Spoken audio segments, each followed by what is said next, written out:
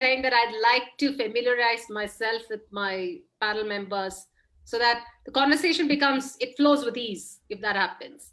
Because I just joined and I had the same doubt as Miss Nargish. So she was asking, am I in the right place? And I just came in and I said, am I in the right place? What am I doing over here?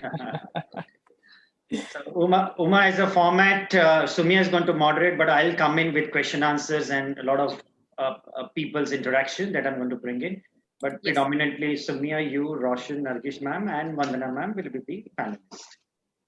And the Minder team at the back, which is Isha, Pratik, and Parikshit, will be coming towards the end to summarize and to give some motivation talks for all of us.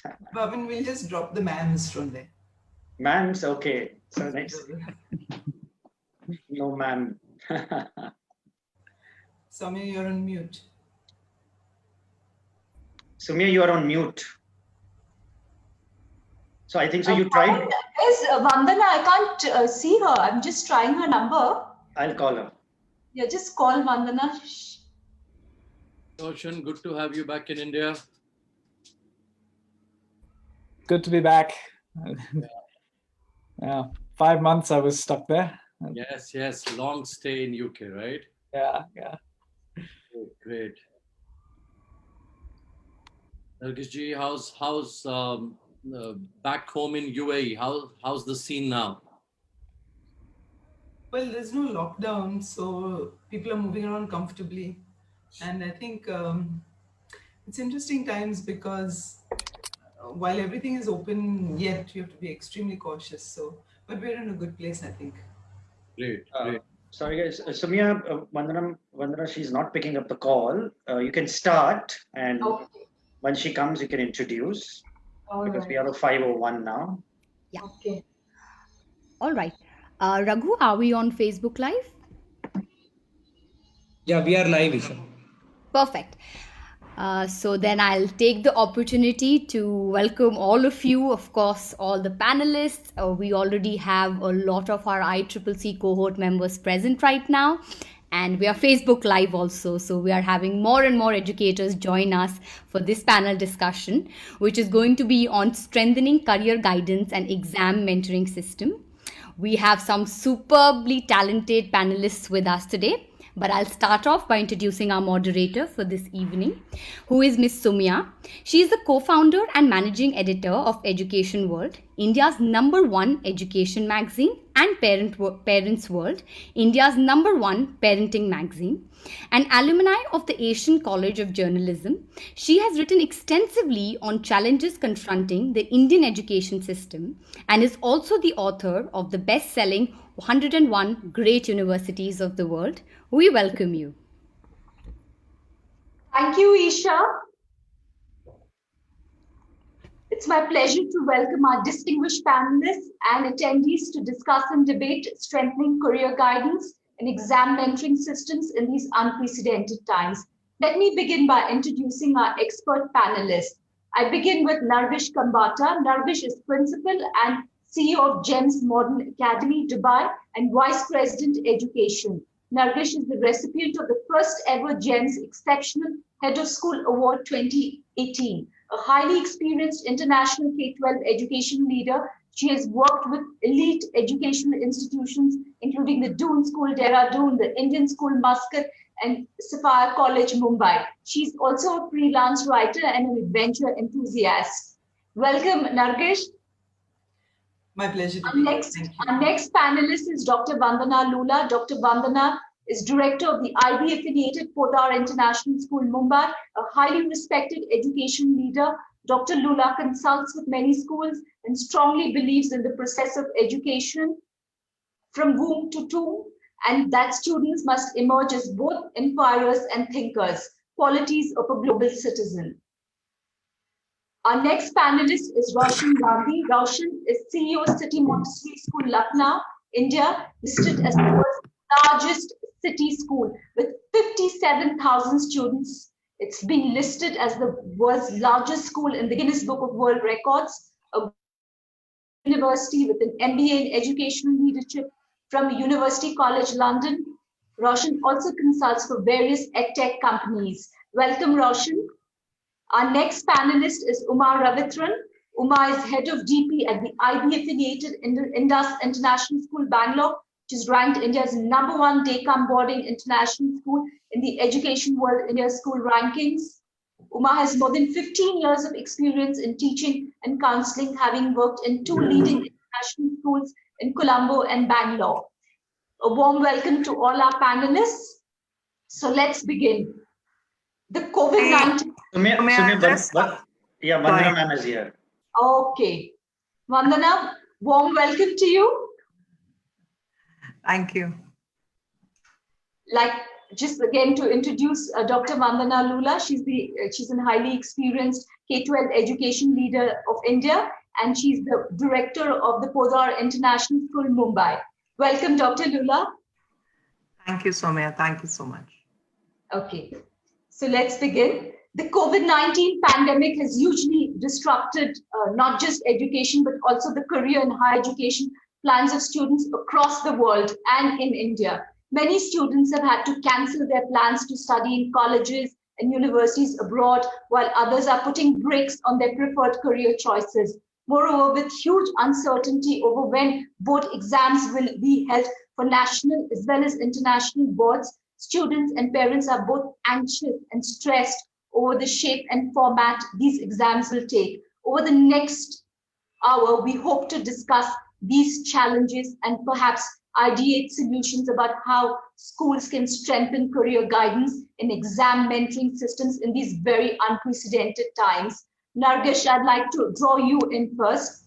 Like I said, there's huge anxiety within students and parents about the future in terms of whether they'll be able to make the right higher education choices and secure admission into the right colleges, as well as make the right career choices. In the best of times, career guidance and mentoring has been a blind spot of the majority of India's schools. Now with schools closed and virtual schooling, it's taken a further backseat. How, according to you, should schools respond to strengthen career guidance and counseling systems in these unprecedented times?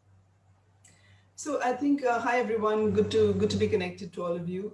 I think the first thing is to acknowledge that these are different times, and there's no point sweeping anything under the carpet and saying this too shall pass. Of course it will pass. But I think that the consoling point is that the whole world is going through this. And so it's time to hit the pause button really in terms of career guidance and say, what are we guiding our children towards? And there's just 2 points that I'd like to make really. I think if we all understand clearly that this is a short-term disruption to a long-term plan. And being a short-term disruption, I think, I never had the good fortune of hitting the pause button in my most crucial year. If I did, perhaps my career path would have been different. But I think once children understand that they've got to acknowledge what is happening, understand that this is not, to be taken lightly, but it's not the end of the world either. And I think if we give children a very clear understanding that they need to move forward in baby steps towards their ultimate goal, it doesn't mean they have to abandon or feel sorry for themselves, abandon their goals. Absolutely not. They've got to redefine, recalibrate, understand where they're headed, what will be the requirement, and university professionals are responding beautifully to us reaching out to them and asking or seeking clarification. So I think if children understanding is the first, or understand the clarity with which students are going ahead is I think the foundation of what will set their career path guidance for the future. A, they need to acknowledge. B, they need to not necessarily change their vision. They just need to change the path to accomplish that vision of theirs. And C, to find out what is it I need to do during this time, in order to reach my goal. And that's where we come in as educators. That's where the career counselors come in. And that's where even the socio-emotional counselors come in. And when that triangulation between the family, the child and the family, the educators and the career and socio-emotional counselors come in, I think it gets a little more clearer. Okay. Thanks, Nargesh. I think that's acknowledging that there's a problem and addressing it, like you said, is the first step. Dr. Lula, I'd like to come to you now. Much of the anxiety within students and parents is also because, there is this feeling that the majority of schools are not equipping children with the skill sets required to succeed in the 21st century. The top 10 careers of today did not even exist a decade ago. And schools haven't really kept abreast with this fast evolving career landscape. More than ever before, do you believe our curriculums need a massive rejig to equip children with skills that will help them thrive in these new career economy which we are seeing? So hello, everyone. It was very nice to hear each one of you. Yes, Sumya, I think it's a very, very, very important question that parents have, that are the children of today really equipped for the tomorrow that we all don't know? And with this pandemic, I don't know what kinds of jobs are going to be available to this generation. We don't know what is it that we are really preparing them for, is a big question in the minds of many. And I think the core purpose of education is basically how to prepare children to be those independent learners, how to make sure that the how part of education is taken care of. And I think most of the curriculums, the so-called curriculums, are mostly talking about the what, the content and the knowledge. When it's content heavy curriculums, that's where you're not preparing on the concepts and the skills. So I think that's a big question which is around with parents and the larger community. So yeah, I think when we look at the international curriculum, we look at the ATL skills, which is the core heart and soul of the curriculum. We say the approaches to learning are those skills. So you talk about communication skills, those research skills, all those skills that are required for children, for students, that will prepare them for tomorrow. So I think the two things that are missing in the curriculum is the concepts and the skills. Okay, there is content even in an international curriculum. However, there is deep diving and understanding the concepts and the how aspects that is, I think, driving. Those are the driving forces. The second aspect in the difference of the curriculum is the teaching strategies. Okay, is keeping those drivers very clear. What kind of drivers we have? Is it inquiry based, or it is more teacher centric, more teacher led? So you're not giving students that independence to be able to contribute. So we see in the international education, we talk about student voice and students' choice. I think these two is what, if we integrate and embed more into the curriculums, you will see that get prepared for the future, for the jobs that we really don't know are going to be available for them in the days to come. However, said that, I think there is a lot of change that is taking place within the context of the curriculums that are available in our country. And I think slowly we are getting there, but it's a long way to go.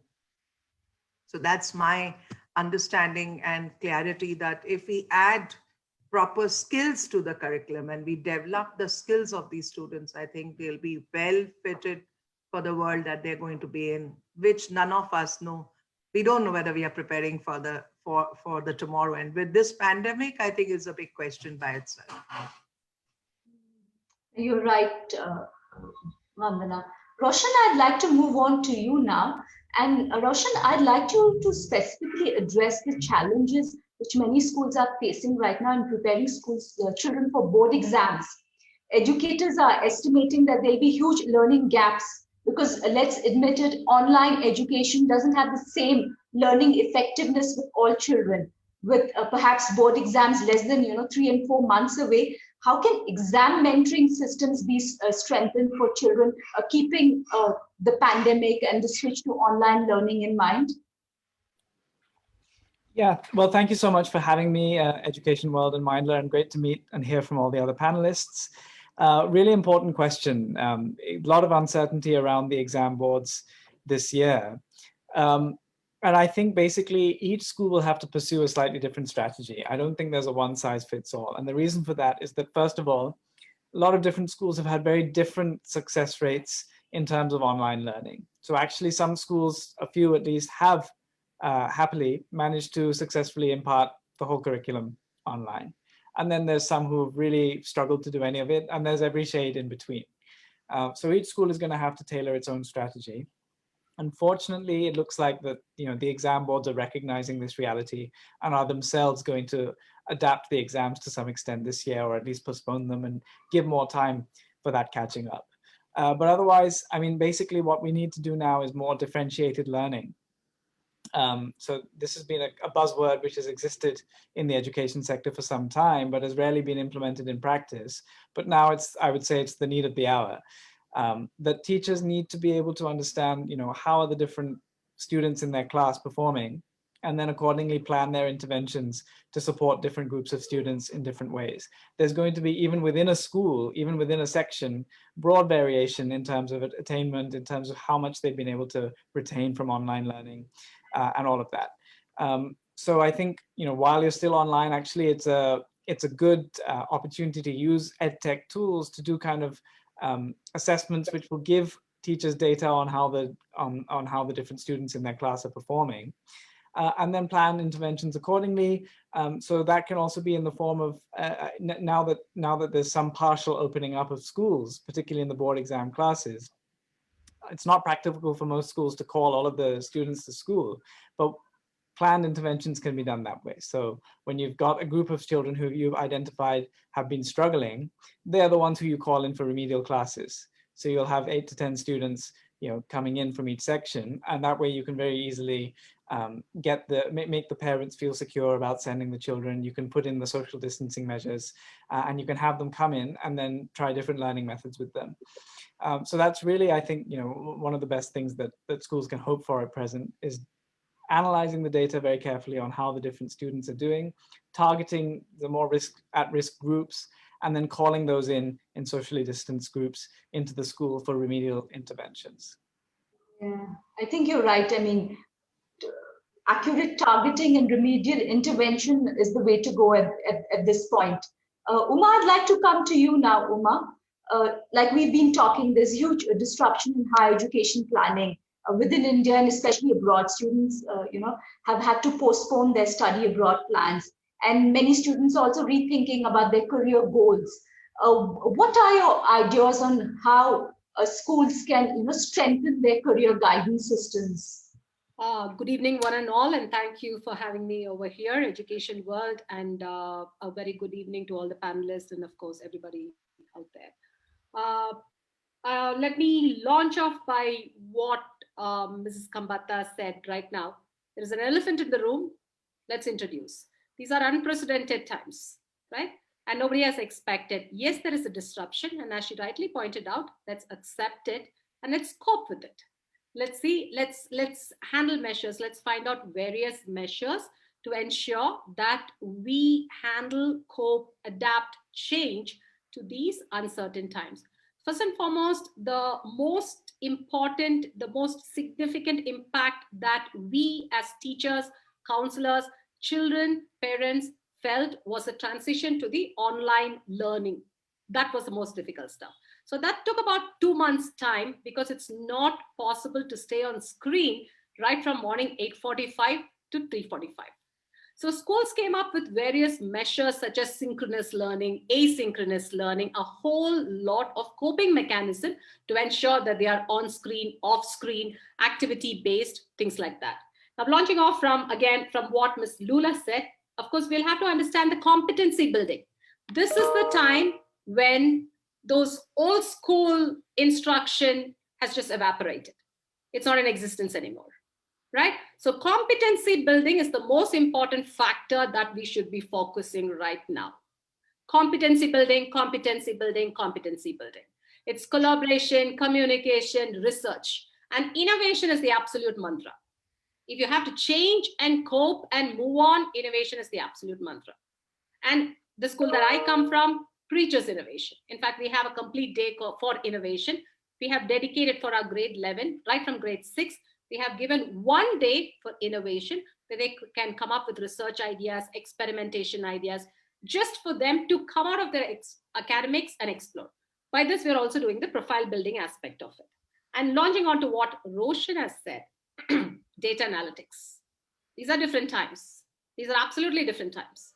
So data analytics. And with data analytics, what we do in a very devoted manner is the student profiling, the teacher profiling, and the subject profiling. So we do 3 different types of profiling after every assessment that we do. Of course, we have these platforms such as ManageBack and Assess Prep, and a whole lot of examination platforms such as exam.net and things like that. So data is available for us. So what we do is after every assessment, we go ahead and look at all those things. Now, this is the academics aspect of it. If I'm talking about the career college counseling aspect of it, I have to mention over here, Soumya, we have a strength of about 165 students. And I think out of that, 38 to 40 students have gone ahead to do early decision and early action. So they have gone ahead and applied to schools.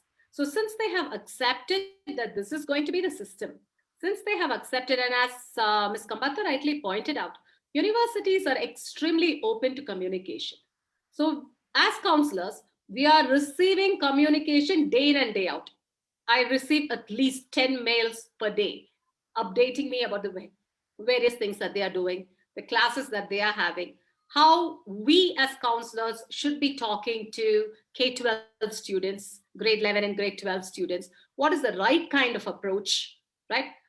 And I would not accept the fact that children had to reorient or change their aspiration. They have accepted the fact that these are unprecedented times. Universities have accepted the fact that these are unprecedented times, but they have given a promise saying that everything will be read uniquely, differently this year.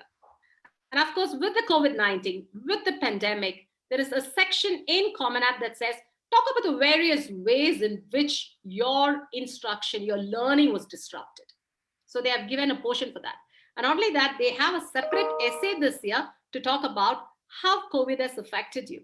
So Common App, universities have come up with various strategies to ensure that children do go ahead and apply and seek what they really wanted, to chase their aspirations, to go for their ambition.